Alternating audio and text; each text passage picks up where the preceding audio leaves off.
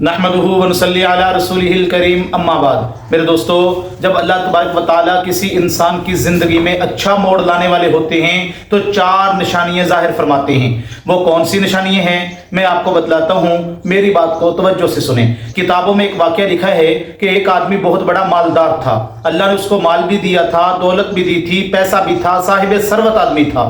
اس کا انتقال ہو گیا اور اس کا ایک ہی اکلوتا بیٹا تھا۔ جب اس کا انتقال ہوا تو یہ اس کا جو اکلوتا بیٹا تھا یہ سارے کے سارے مال کا وارث بن گیا۔ اب اس کو جو ہے وہ مال مفت میں ملا تھا، اور آپ کو پتہ ہے جو مال بغیر مشقت کے، بغیر محنت کے مفت میں ملا ہو تو انسان عام طور پہ اس مال کو غلط جگہ پہ استعمال کرتا ہے۔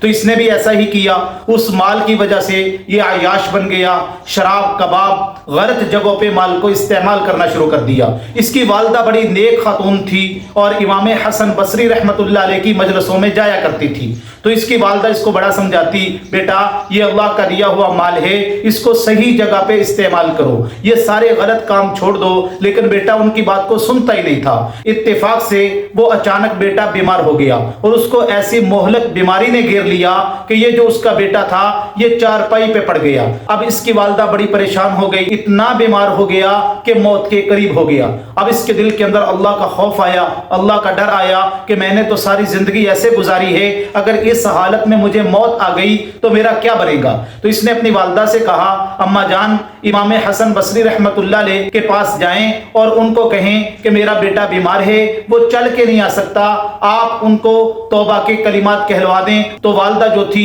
اس نے دوپٹہ لیا، پردہ کیا اور امام حسن بصری رحمت اللہ علیہ کی مجلس میں چلی گئی۔ کہنے لگی، امام صاحب بات یہ ہے کہ میرا بیٹا بہت بڑی زندگی موت کی کشمکش میں ہے، ساری زندگی اس نے نافرمانی کی ہے، آج وہ توبہ کرنا چاہتا ہے، آپ آئیں میرے بیٹے کو توبہ کروا دیں۔ ان کو توبہ کرنے نہیں آتی۔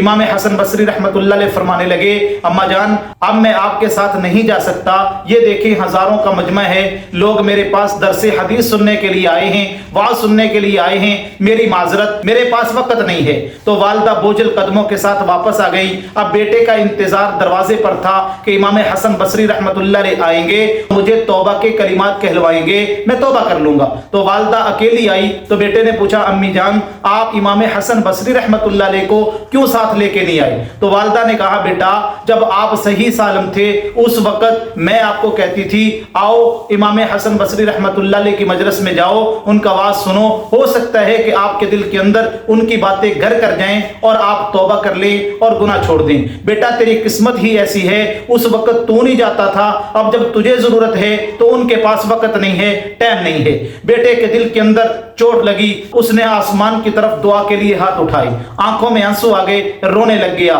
کہا یا اللہ تو غفور الرحیم ہے، تو کسی اپنے بندے کی توبہ کو قبول کرنے کے لیے امام حسن بصری رحمت اللہ علیہ کا تو محتاج نہیں ہے، اللہ تو بہت محبت کرنے والا ہے، اللہ تو 70 ماؤں سے زیادہ اپنے بندے سے پیار کرنے والا ہے۔ یا اللہ میں نے ساری زندگی تیری نافرمانی میں گزار دی، اللہ میں سچے دل سے توبہ کرتا ہوں، اللہ میری توبہ کو قبول فرما لے اور میرے گناہوں کو معاف کر دے۔ اس بچے نے اللہ تبارک و تعالیٰ سے رو رو کے دعا کی اور آخری وقت میں یہ کلمات کہے، استغفر اللہ ربی من کل ذنب واتوب الیہ لا الہ الا اللہ محمد الرسول اللہ، یہ کلمات کہے اور دنیا سے چلا گیا۔ اب جب یہ فوت ہو گیا تو والدہ چارپائی پہ بیٹھ کے رونے لگی، اس نے محلے والوں کو خبر دی کہ میرے بیٹے کا انتقال ہو گیا ہے۔ امام حسن بصری رحمت اللہ علیہ کے پاس گئیں، کہنے لگی، امام صاحب میرا بیٹا دنیا سے جا چکا ہے، بڑا نافرمان تھا، اللہ کا باغی تھا، میں آپ کے پاس آئی تھی آخری وقت میں کہ میرے بیٹے کو توبہ کروا دیں، آپ کے پاس وقت نہیں تھا،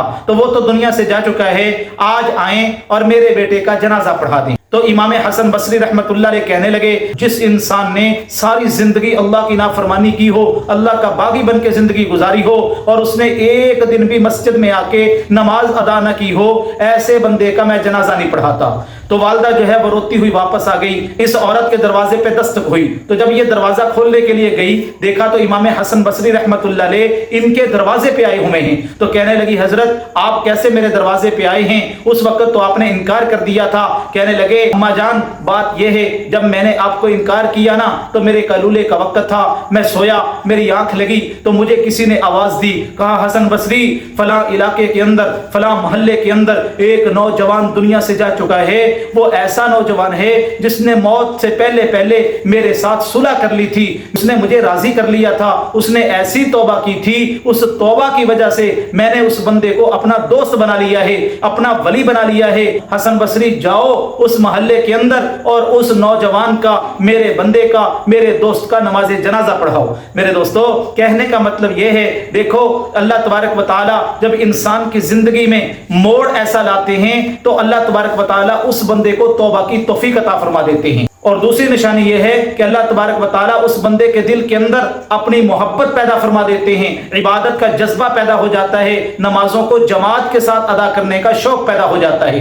और तीसरी निशानी यह है दुआएं करने का उसको शौक पैदा हो जाता है, उसका दिल करता है मैं हर वक्त अपने अल्लाह से मांगूं, अल्लाह के सामने हाथ उठाऊं और अल्लाह ही के सामने अपना सवाल रखूं। और चौथी निशानी यह है अल्लाह तबारक व तआला इस बंदे के दिल के अंदर अपने जिक्र का शौक पैदा फरमा देते हैं। अला बिज़िक्रिल्लाहि तत्मइन्नुल कुलूब, ये परेशान तो होता है लेकिन परेशानी के अंदर भी अल्लाह तबारक व तआला इसको दिली सुकून, दिली इत्मीनान अता फरमाते हैं। अगर ये कैफियत आपके साथ बन रही हैं तो समझ लें आपकी जिंदगी में एक अच्छा मोड़ आने वाला है। अल्लाह तबारक व तआला आपसे मोहब्बत कर रहे हैं और अल्लाह तबारक व तआला आपसे राजी हो चुके हैं।